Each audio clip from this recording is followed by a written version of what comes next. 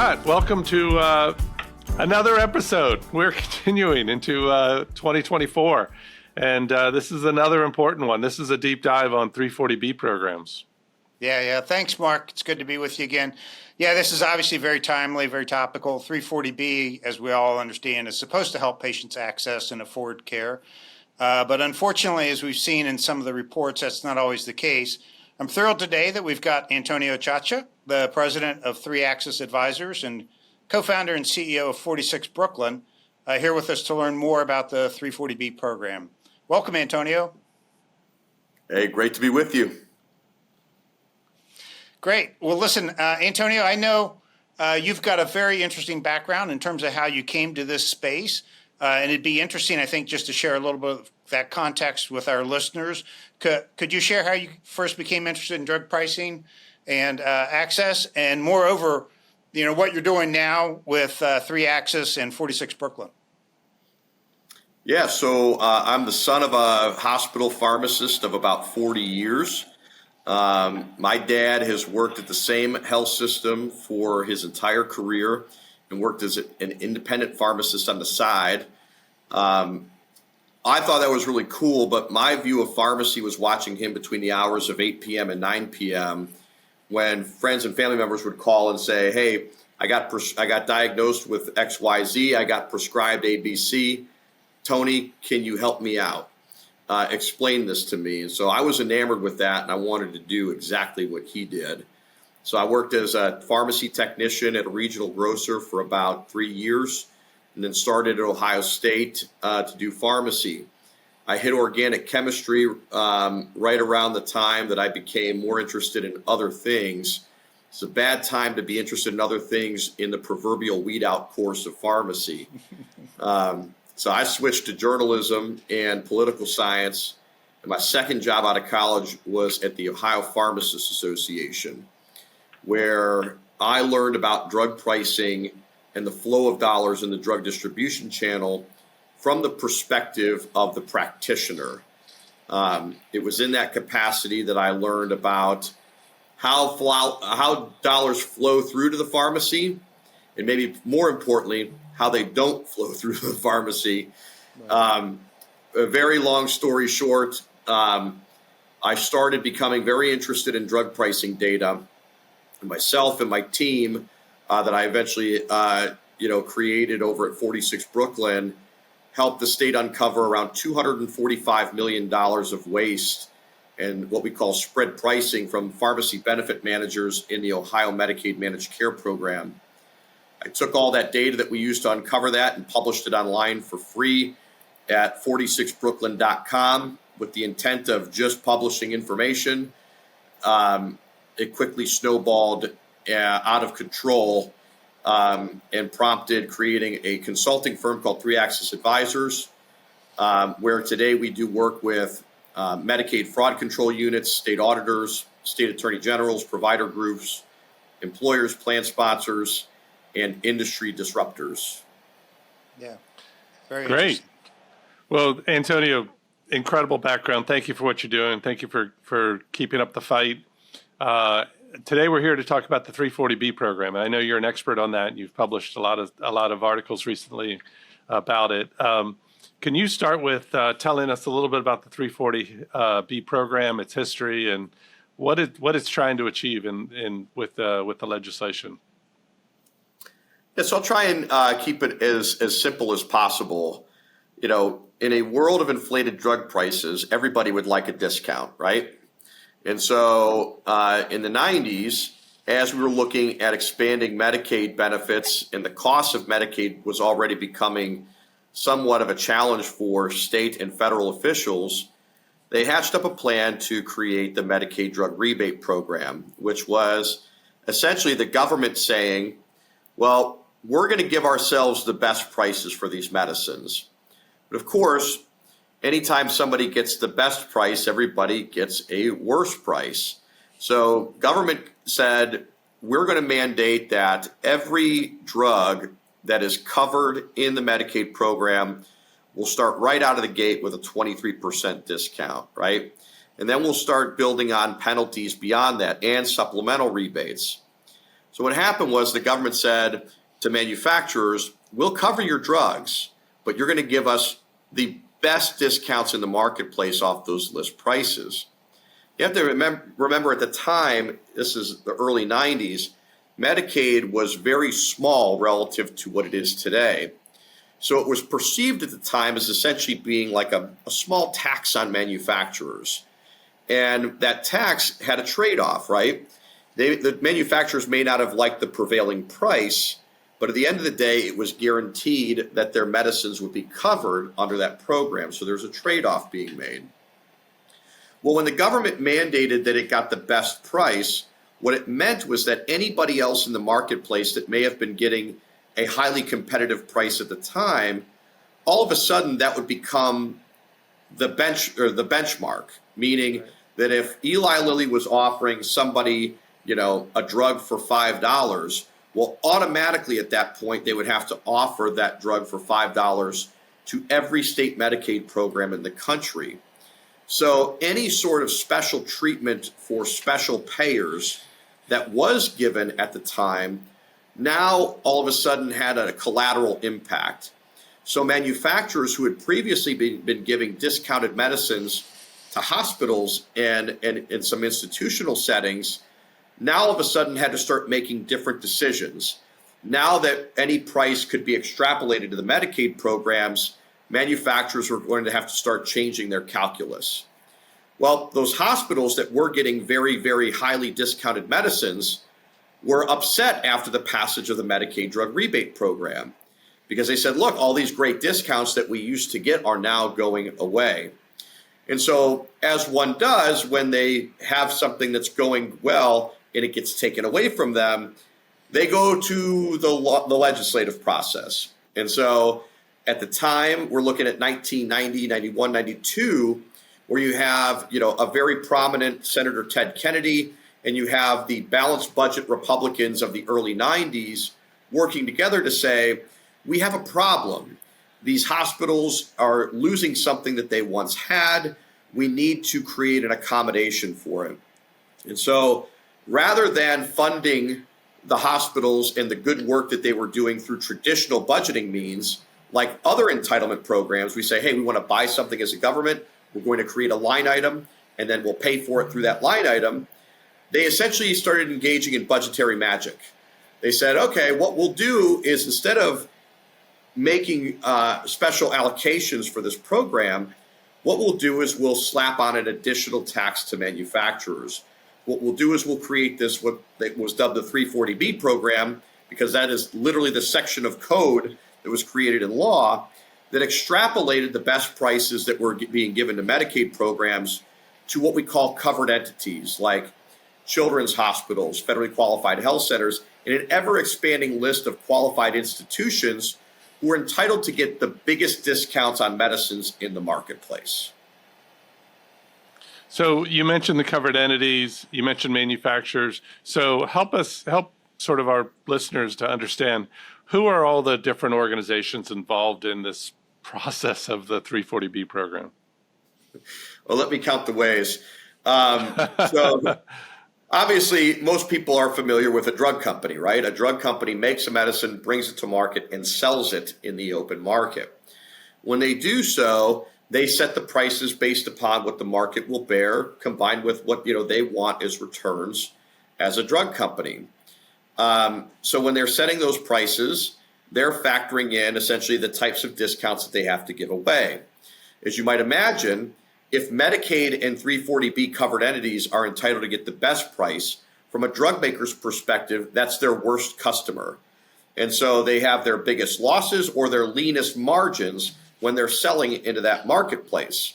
As such, they have to factor in pricing decisions that will somehow make up for those pitfalls and losses through other programs. Those manufacturers will sell drugs to drug wholesalers. Those wholesalers then sell drugs to pharmacies. Now, in the 340B program, we think of a pharmacy as the brick and mortar pharmacy you pass along the street. In the 340B program, we're primarily talking about the pharmacies that you usually don't see, which are in the basements of large health systems. They're in the back room at a federally qualified health center. There are a number of qualified institutions that are entitled to get 340B discounts that, for the sake of this discussion, we'll call pharmacies, but again, aren't the typical pharmacies that you might always see. Now, those typical pharmacies that you always see, those are also part of the 340B program in what we call a contract pharmacy, which we can get into later. But probably the two most important components of the 340B program who often don't get discussed are an employer or a plan sponsor and a patient who ultimately gets that medicine. Those are the hidden revenue sources that help drive the 340B program and its intended goals. Mm-hmm. Yeah, interesting. Before we move on, could you just elaborate on that a little bit, Antonio? That's an interesting way of thinking about it. So when they created the 340B program, it was not merely proposed as a giveaway of cheap drugs to these covered entities. There was an expectation of a trade-off. So the idea is that if we as the government mandate that drug companies have to give cheap drugs to Medicaid programs and cheap drugs to covered entities in the 340B program, the question then is, what are we getting in return? Well, when they extended the benefits of best price to those covered entities, there was an expectation that those hospitals would then sell those drugs in the open market at typical rates. So as an example, a typical pharmacy might buy a brand drug for $300. They'll go out in the open market and sell it, and they'll be lucky if they get a little bit over $300. For the sake of this conversation, we can just say they basically break even, which is generally true on how it works with brand drugs today. Sometimes it's actually a loss. Well, if you were to provide a pharmacy a drug for 10 cents on the dollar, which is what happens within the 340B program, metaphorically speaking, is that they get that drug for much less than $300 and then sell it in the open market for $300. So they're getting a huge spread or a massive markup or profit on that transaction. Now, the government didn't want to just say, hey, hospitals, here's a bunch of profit. They intended to have strings attached to that sale, an acknowledgement that hospitals and other covered entities sometimes will provide care to those who can't otherwise afford it. In those instances, the hospitals, we'll use them just as the sole example here, are left essentially with a loss, providing something to someone who didn't pay them for that service. The intent of the 340B program was to ensure that we continue to have those services, quote, covered. But in doing so, the question is, how is it being funded? Well, as I said, it is a hospital buying a drug very cheap, selling it at a massive markup, with the delta being used for fill in the blank. Its intent is to cover medical services or services that otherwise aren't compensated for that hospital. But as some have pointed out, there isn't a tremendous amount of accountability on how those dollars are accounted for and how they are spent. So a criticism of covered entities is that the dollar for dollar investments that they might be getting in 340B dollars may not necessarily always be translated into dollar for dollar investment into the care that the program intends. Yeah. So that is in the context of the charity care that we hear about, that the original intent, and again, we've been doing this long enough to know that back in the 90s, early 90s, as you mentioned, that there was a lot of uninsured at the time. There was no Obamacare. There was no expansion of state Medicaid programs. So there was a larger portion of the population that was uninsured. And so if I could, though, do you mind just explaining who are covered entities? Like, were they obviously you mentioned the hospitals, but were there others that were covered entities? Indian Health Service or others? Yeah, so there's a list. I want to say it's about 17 different qualified institutions at this point that comprise the 340B program. A lot of them are for-profit, hospitals, but there are also federally qualified health centers. There are clinics, there are a multitude of different types of institutions who can meet the qualifications to become a 340B covered entity. And certainly the universe of those entities has expanded over time, as you'd predict from what you were describing. Yeah, so you have critical access hospitals, disproportionate share hospitals, freestanding cancer hospitals, rural referral centers, sole community hospitals, black lung clinics, hemophilia diagnostic treatment centers, sexually transmitted disease clinics, tuberculosis clinics. There is an all-you-can-eat buffet at this point of types of institutions who can meet the criteria necessary to get these drugs at very cheap rates, again, with the intent of flipping those for huge markups. Yeah. But they're part of the ones you just mentioned are all part of that safety net that is still out there in the healthcare system. So I appreciate that, and that certainly helps me better understand it. Scott? Yeah. So, Antonio, I want to go back to, you mentioned earlier money flow as something that had caught your interest early in your career. And I know at 46 Brooklyn, you've published Money from Sick People, a series about drug pricing, including about 340B in particular. And maybe reflecting on that, could you just describe a little bit more about the money flow through this process of 340B? How do the discounts and rebates show up or get accounted for? And I know there are scenarios where it isn't as direct as it's the pharmacy in the back of the clinic, with the contract pharmacies, and so maybe including a little bit about that as well. Yeah, so in our work in studying drug prices, so if you go to our website at 46brooklyn.com, what you'll see is we're tracking Medicaid expenditures on a drug by drug, day by day, or drug by drug, quarter by quarter, state by state basis. We're tracking Medicare pricing data on an annualized basis. We're tracking drug maker price changes on a week by week basis with data going back over a decade.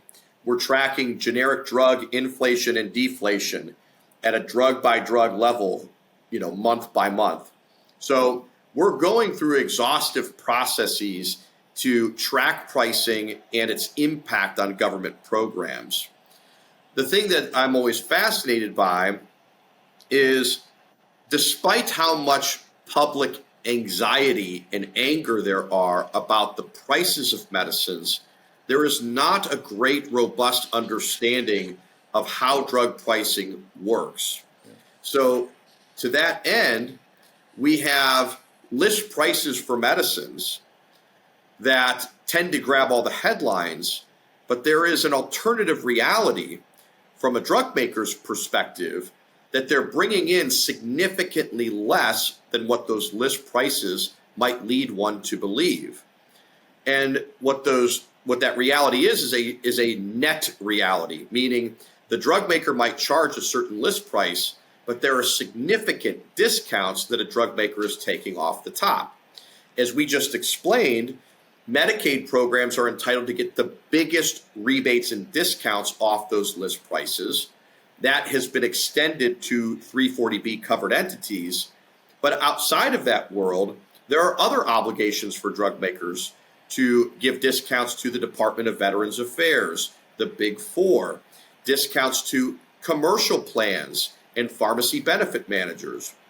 So when we started looking at the impact of list prices on the marketplace, we learned two things. One is that if you're a commercial employer, oftentimes PBM arrangements with those employers are so vague and opaque that oftentimes the PBM is given tremendous latitude to withhold the discounts that the drug maker has offered through that plan, meaning that the plan or the plan sponsor is often overcharged. But also from a patient perspective is probably the most interesting to me. We know, thanks to a litany of investigations into insulin pricing, that the list price is a figment of our imagination, that a drug company might charge hundreds of dollars for a vial of insulin, but after all the rebates and discounts are tabulated, that drug company might only bring in $35, $40, $50 if they're lucky. So the question then is, what happens to the patient? Well, based on my knowledge of pharmacy, we encounter patients all the time who are paying hundreds of dollars for that vial of insulin, which means they're not getting access to the discount. So a metaphor that I've used often is if you were buying an appliance for your house, a dishwasher or a washing machine, right? You walk into the store, you evaluate which different appliances are going to maybe fit your needs. And oftentimes we see some of those appliances have a tag on it that says there's a rebate associated with it. Yep. So how it works is you pick out a dishwasher, maybe it's $1,500, and there's a $200 rebate associated with it. You walk up to the counter, you pay $1,500, you fill out the form, send it in, $200 goes back to you. That $1,500 purchase turns into $1,300. Mm-hmm. Well, it works like that in almost every marketplace except the drug world, where if you are a sick diabetic patient, you walk up to a pharmacy counter, whether you're in a high deductible health plan or you're underinsured or you're a cash paying customer, you're stuck paying $300 for a vial of insulin, and that rebate that is associated with that product goes everywhere else except the pharmacy counter. Whether it's lowering your insurance premiums for others, it's providing benefits to the health plan, the PBM, maybe your employer, right? The idea is to say, look, regardless of where that money goes, let's talk about where it's from. And we coined the phrase money from sick people. Right. If you overpay for something and don't get the discount, that was money from sick people that didn't go back to the person who actually freighted the cost. Yeah. So that's the traditional flow of dollars within our rebate system. So what we decided to do is say, let's take that same philosophy and apply it to the 340B program, where there is a very different flow of dollars, but the same fundamental truth exists, which is a sick person has to overpay for a medicine relative to its true underlying cost in order to generate value that then goes to someone else. Yeah, very interesting. Well, and obviously, just the reverse of what we'd all hope would happen, of course, Right. Could you elaborate just a little bit more on the contract pharmacies in particular, how that works, and why the vertically integrated healthcare companies these days, like CVS, participate in this program in different ways, and what happens with that? Yeah, they're not a covered. How could they be a covered entity? Well, they're not. So in order to introduce the contract pharmacy component of it, because I understand that this can be dense, especially if you're not visualizing it in front of you. Right. I'll explain how the flow of dollars works within a traditional 340B transaction. We released a study in March of this year where we just looked at the drug Novolog, which is a very popular insulin product for those that don't know. So in a traditional 340B relationship, okay, you have a drug that is essentially around $275 list price for a vial of Novolog, okay? In a traditional pharmacy transaction, as I kind of outlined before, pharmacy is going to buy that drug for around $275. They'll be lucky if they get paid $275. The patient and or the plan sponsor are going to combine with one another to give the pharmacy the combination of money that will make up the net payment.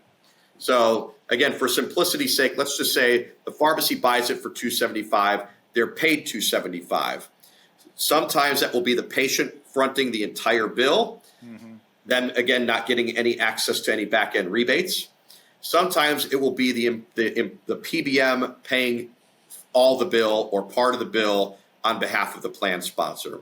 That is pretty straightforward. Pharmacy buys a drug for $275, they get paid $275, patient and the plan sponsor are combining to make up that cost.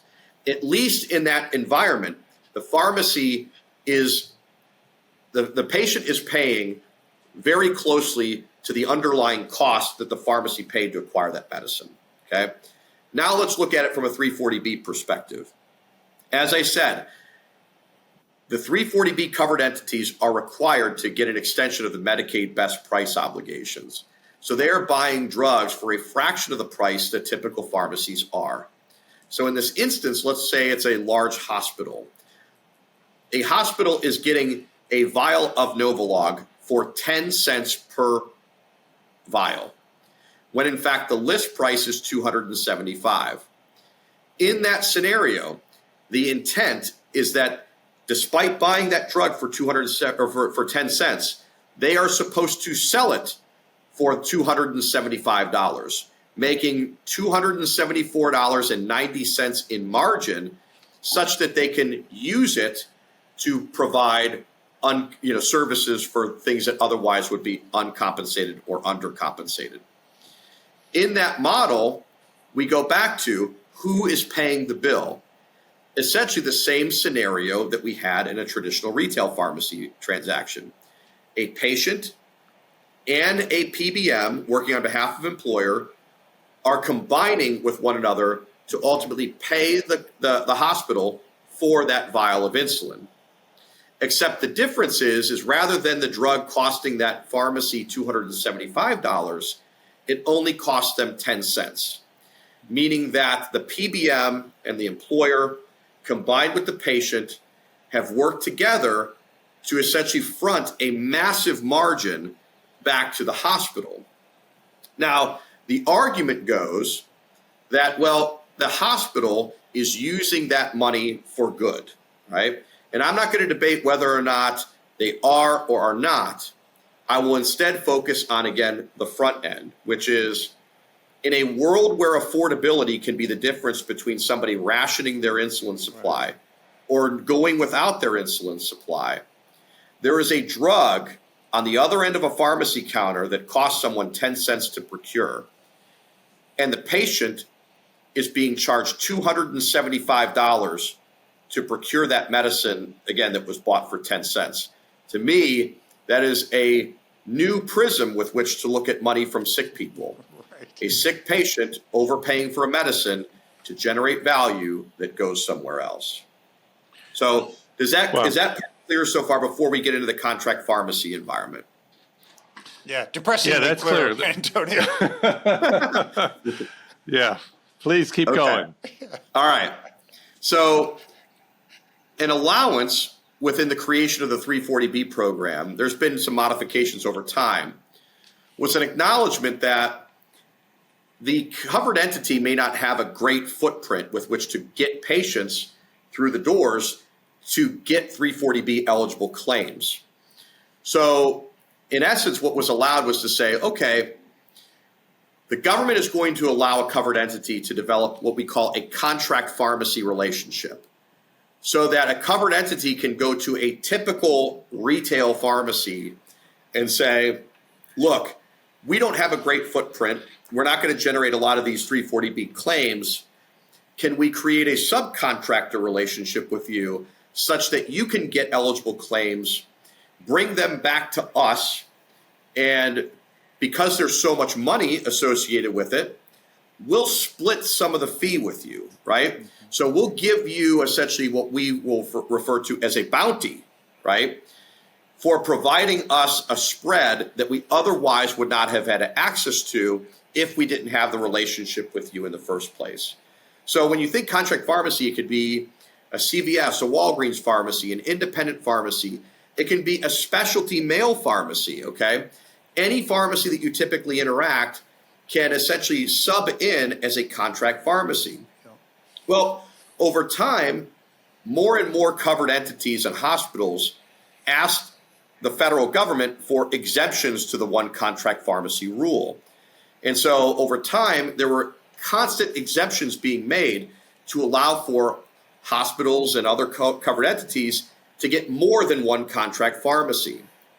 Eventually, it became a question of equitable treatment, right? And also administrative hassle.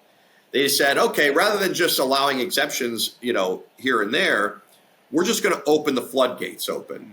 So now a covered entity can have as many contract pharmacies as they want, thus increasing the footprint of a covered entity to grab more and more and more of those eligible scripts. With a contract pharmacy now getting their beak wet on part of that spread. So so we just went over how a typical Novolog prescription would work with a traditional covered entity where there is no contract pharmacy. Here's how the flow of dollars would work when a contract pharmacy is involved. And the beauty of this is that we have seen publicly available contracts that explain how much a contract pharmacy can get paid when they are acting on behalf of a covered entity. So if you do the math of the prior example, where a covered entity is buying a drug for 10 cents per vial and then flipping it for around 275, a covered entity will bring in over the course of a year around $3,300 in margin just on one patient, one drug, filled 12 times over the course of a year. Now, for those that may not have a context for the sizing of that, a pharmacy is lucky to make $10 in profit per prescription. Yeah. And again, on a brand drug, they will be lucky to break even. So let's just say, for the sake of this discussion, a typical pharmacy experience on a vial of Novolog will mean an amount of profit that will be $0, okay, over the course of a year. Whereas if you are a covered entity, you can make $3,300 in profit over the course of a year. So $0, $3,300. Yeah. You figure out which one you'd rather be in business in, right? Wow. So if the difference is $3,300 between one reality versus another, as you might imagine, a covered entity might be willing to part with some of that money because it's so much to split. Right. So they go to a contract pharmacy and they say, in the publicly available contract that we referenced in the report, they'll pay a $65 dispensing fee and 15% of the gross cost to a contract pharmacy who helps grab these bounties on their behalf. So when re-examining the flow of money when a contract pharmacy is involved, the underlying acquisition cost for that drug over the course of a year is 10 cents times 12, so $1.20. The patient is paying $1,800 out of pocket for those drugs. The health plan will pay around $1,500 for it, which means the covered entity will make just over $2,000 over the course of a year in profit, and the contract pharmacy can make over $1,200 in profit on that claim. So patient pays $1,800, while the covered entity and the contract pharmacy make over $1,000 a piece on that transaction, despite the cost of the drug being over only $1.20. Wow. Okay, so if I could then, bear with me for a second, Antonio. There are health systems that are expanding rapidly with acquisition of, for example, oncology practices in suburban settings. So if I could, what you're saying is if that local doctor in the suburb is today owned by, or yesterday owned by those doctors, they were buying it, selling the, infusing the drug at one price. And then after the transaction, now that it is owned by a health system, I think what I'm hearing you say is that patient who lives in the leafy suburban community is now considered a part of a 340B eligible claim. Can be, yes, that is correct. It is a huge driver for mergers and acquisitions in the space. Again, go back to the realities, right? If the typical Novolog prescription is worth nothing, but the second that you infuse 340B distortions into the transaction, it could be worth over $1,000. There's going to be a rush to try and grab that money. Yeah. Wow. So, Antonio, given what's happened here and the size of this program now, I understand the 340B rebates now have actually eclipsed the Medicaid programs, total rebates in a year. But why isn't there more known about this? Why isn't there more transparency about it? What kind of transparency should we have here? I think part of the reason it isn't known is that drug pricing has become very inaccessible for lay people. Yeah. Meaning that the system has gotten so complicated and convoluted that you have to be, a loser like me to spend every day studying it, right? And it's unfortunate because when you actually zoom out, this is actually one of the simplest things in healthcare that we can buy is a prescription drug. You have a known product, a known service commensurate with the dispensing of that product. You have a known quantity of the product in the bottle. And even though it's a black box, we have enough publicly available data to at least get directional insights into what the underlying cost of that is. Yet we have created so many layers of complexities within the transaction that, again, you have to spend a lot of your professional life learning it just to be able to size it appropriately. It's funny, 6 years ago, most people couldn't spell PBM, maybe me being one of them, right?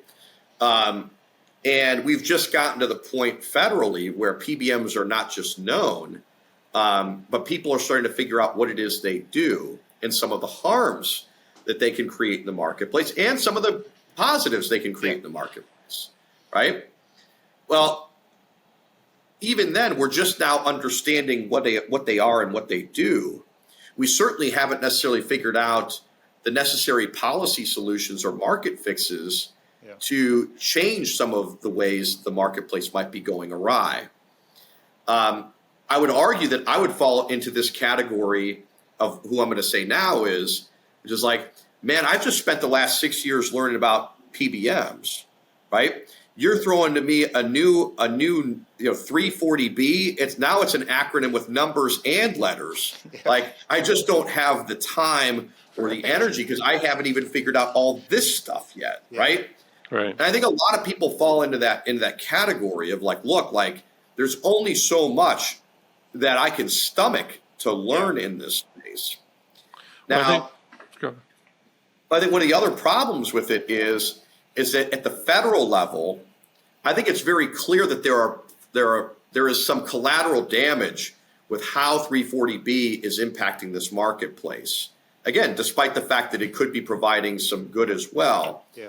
But in that clash between sides on 340B are a lot of people who there's a lot of entrenchment on both sides. And for the most part, it's drug companies who do not have great public favor versus children's hospitals and federally qualified health centers who are unequivocally going to have, the halo effect, especially relative to the other side. If this is professional wrestling, it's a heel versus a face, right? And so you got Hulk Hogan on one side, right? And you got the Iron Sheik on the other. It's just not going to go well, right? So I think as a result, many people have exhibited an unwillingness to necessarily get involved because of the heroes, if you will, that are on the one side. And I'm cognizant of that. But again, I go back to it. I've tried to stay. I'm aware of the food fight that exists, right? That hospitals are exploiting this program and not using the money for good, right? And they're not providing charity care, right? I've certainly read those reports and they concern me, but I don't know that, right? I don't research that. What I do research is the flow of dollars. And I go back to, again, asking the question, regardless of how the money is spent, I want to know where it came from. That I can tell you, right? And so the thing that bothers me from a public policy consideration is that I don't think that anybody's thinking about how the growth of the 340B program might be causing drug companies to raise their prices higher than they otherwise would be, that if it wasn't there. They're not talking about the employers who have to pay the full list price for the drug since they're not allowed to capture the rebate because it's already been captured by a covered entity. And they're not talking about the patients who are struggling to afford their medicines, who are being told to overpay for medicines in order to generate value that, again, may be worthwhile, but is going somewhere else. Yeah. Wow. Well, amen. And certainly our first WWE reference on our podcast too. So when I'm on, you can guarantee it's probably going to happen, or there will be that or a Star Wars reference. It's just for those of you playing the drinking game at home, you got to take a shot now. All right, one of those two. But I do want to come back to charity care, and I know you said that you've read some of the studies, and Jamie Robinson, who's been on our show in the past, health economist, he recently published some articles about what I mentioned earlier about how some of these private payers are now, commercial payers now are subjected to some of these huge markups and are being impacted by this. But at the end of the day, it all comes down to charity care. Like if the money was being used to go to charity care, there'd be less of an outrage, I guess. And so I know you said you've looked at those studies, but what's your perspective? Can we get to the point of why this legislation was passed in the first place? I think that, look, when I started looking at this space, in a very serious capacity, what did I learn? I learned that when PBMs can make huge markups on prescription drugs and essentially invent their own prices and reap the rewards, bad things happen, right? And so the same is going to be true of the 340B program. Mm-hmm. Secretive spreads with massive over incentives to do something on some drugs, I think is inherently going to be problematic. The charity care that the 340B program is supposed to provide for, I think we should size appropriately and fund appropriately. Instead of trying to leech value off the high prices of medicines, thus exacerbating the problem of high prices of medicines, right? We should be funding this valuable care through traditional direct means rather than further distorting the pharmacy marketplace and, again, soaking patients and employers to overpay to provide value to something else. So I actually would go back to and say, I'm going to give it the benefit of the doubt that the money is being used for good, even though I think there's enough evidence to say that that's going to be, up for debate, right? I think it goes back to if Scott can't afford his drugs, right, should he overpay for those drugs in order to provide a service to Mark? No, absolutely not. And I think that is a poor trade-off to have in this marketplace, to have the needs of some eclipse the needs of others. Again, we're thrilled you're here because you are speaking the truth, and at least certainly our perspective on things. So thank you for that. Well, all right. So let's just go ahead and wrap this up then. Antonio, we always ask our guests then a final question, and that is, if you had the magic wand and could make anything you wanted to happen, what would be your prescription for better access then? I would evaporate our system's addiction to discounts in favor of a system that actually incentivized lower prices. Yeah. Lower prices, it almost sounds like the same thing, right? And if you look at PBM rhetoric, and if you look at 340B covered entity rhetoric, right, like these rebates have no cost. That's not true, right? They absolutely have a cost. They're ultimately unnecessary complicating what should be a simplified transaction. But again, anytime you have a system where your exposure to the discount is going to be what determines whether or not you overpay or underpay, then those who don't get the discount are in essence getting the short end of the stick. Yeah. So drug companies, look at insulin. Insulin is a perfect example of this. You had really good competitive dynamics within the insulin marketplace. What happened? List prices went up. The discounted rate, after all the discounts were tabulated, went down. Yet there were still people paying hundreds of dollars for insulin. So some were getting the deal, others were not. So, and the problem, especially as you get into a scenario where list prices get more and more bloated over time, the margin for error is so much more impactful, right? If you're just getting a 1% worse deal, that could be the difference of hundreds of dollars on an individual drug, because we're talking about prices that are so out of this world at this point. Yeah. Yep. Good. Well said. Well, thank you.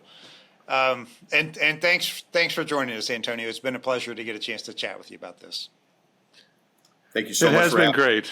No, Antonio, you're fantastic. And again, I've loved your work over the last several years and what you're doing to make a difference and to move things forward. You get to spend just a couple more minutes with us as Scott and I wrap up this episode. And Scott, you want me to go first? Or you want to go first? Go ahead, Mark. I think I'm going to start with once again, another unintended consequence, which is a theme that we've heard before. But this one relates to the legislation, the Medicaid best price. By the way, my career, we were doing this. We were a part of this, right? So the Medicaid best price, the 340B legislation, and then how that has changed over the last 30 years is really why we're in the crazy situation that we are now.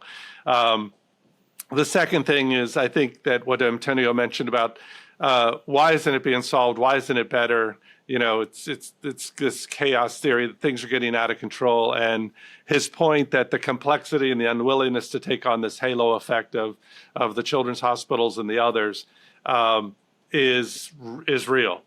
People, you don't win that fight. You never win that fight, in spite of the fact that we know there's huge winners and huge losers, and now that there's these commercial plans and the PBMs and others that are moving in a big way to eat at the trough of 340B profits, is they still wrap it in this halo effect. The third thing I'll mention is that I love his idea of carving out charity care. Charity care today is so different. We have expanded Medicaid. We have Obamacare. I started my career with the CF Foundation, where we had 17% uninsured.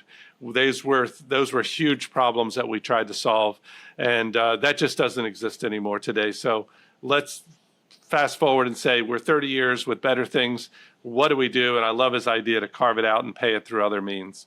And then finally, amen to his magic wand, right? Like the ability to his prescription for better access and his ability to evaporate discounts and get to the prices.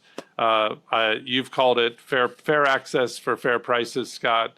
And so I know other guests have mentioned this. So I think those are some of the things that jumped out for me. How about for you? Well, actually, the same themes, but man, between Antonio's ability to explain this stuff and some of the examples that he uses in the language, it really drives home again just the complexity, the unintended consequences, and how stuck the system is, and including again the primary role that the rebates, provide in that, in keeping it stuck, I'll say. And anyway, so based on this one, I think I've created a new prescription for better access healthcare maxim based on our conversation today, and that is no good deed goes unabused. Right. So I'm afraid that's where we are in healthcare and in drug pricing and access these days, and I hope Antonio gets that magic wand. No, absolutely. And I will add to that the patient is the one who once again ends up being taken advantage of. And they have one of one of the things, Antonio, that your firm has, and that's in your article, is where you say is that the drug supply chain is unhealthy for the patients who need it the most. And I think that's why we're all here. We have to change that. And so with that, let me wrap up and say thank you again, Antonio. Thank you for your efforts and continuing to keep up this fight. Hopefully this podcast helps to keep amplifying this message. We do have people on Capitol Hill that listen to this, so we're hopefully we can all sort of move this forward. We will have links to the legislation, to Antonio's articles, and to his websites, and to how to contact his firm in our show notes. And with that, let me wrap up episode 17. Thank you to Antonio for joining us. Thank you to Scott, the best partner in the world. And we are thrilled that we're all trying to make a difference for patients. So thank you for joining us for another episode of Prescription for Better Access.